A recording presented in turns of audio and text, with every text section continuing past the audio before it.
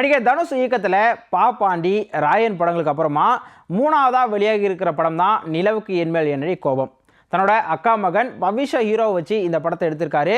இதில் பவிஷ், அனிகா சுரேந்தர், மேத்யூ தாமஸ், பிரியா வாரியர், வெங்கடேஷ் மேனன், ரம்யா ரங்கநாதன் இளம் நட்சத்திர பட்டாளமே நடிச்சிருக்காங்க. இவங்க கூட சரண்யா பொன்வண்ணன் அண்ட் ஆடுகளம் நரேன் இவங்களும் நடிச்சிருக்காங்க. கதாநாயகன் பவிஷ் ஒரு சாதாரண மிடில் கிளாஸ் பையன். அவரோட உயிர் நண்பன் மேத்யூ தாமஸ். செஃப்பாக இருக்கிற பவிஷ் அனிகாவை பார்த்ததும் லவ் பண்ண ஆரம்பிச்சிடுறாரு. இவங்க லவ்க்கு ஹீரோ வீட்லேயும் ஓகே சொல்லிடுறாங்க. ஆனால் கோடீஸ்வரரான சரத்குமாரோட ஒரே பொண்ணான அனிகாவை உங்கள் அப்பா கிட்ட ஓகே வாங்கிட்டு வா அப்படின்னு ஹீரோவோட ஃபேமிலி சொல்கிறாங்க.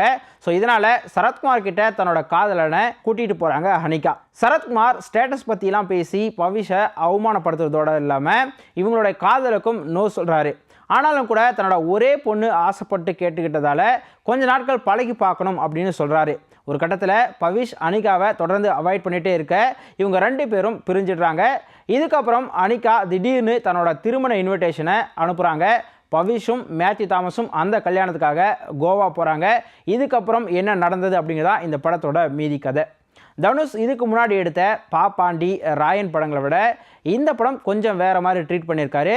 இன்றைக்கி தலைமுறை இளைஞர்களுடைய காதலை சொல்ல முயன்றிருக்காரு இயக்குனர் தனுஷ். ஏற்கனவே இது வழக்கமான காதல் கதை தான் அப்படின்னு சொல்லிட்டாங்க. ஸோ அதனால் நம்ம என்ன எதிர்பார்க்குறோமோ அதே மாதிரி தான் இந்த படமும் கதையும் நகருது.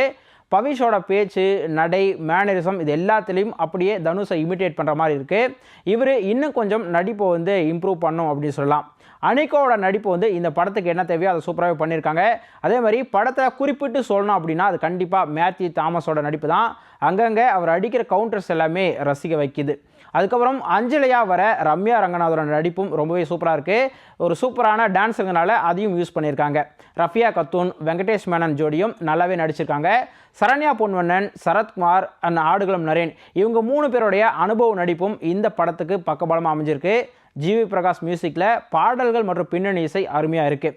ஒளிப்பதிவு இந்த படத்தை ரொம்பவே ரிச் லுக்கு கொடுத்துருக்கு அப்படின்னு சொல்லலாம். ஆனால் படத்தில் எமோஷனல் சீன்ஸ் எதுவுமே பெருசாக ஒர்க் அவுட் ஆகலை அப்படிங்கிறது தான் இந்த படத்தோட ஒரு பெரிய மைனஸ்.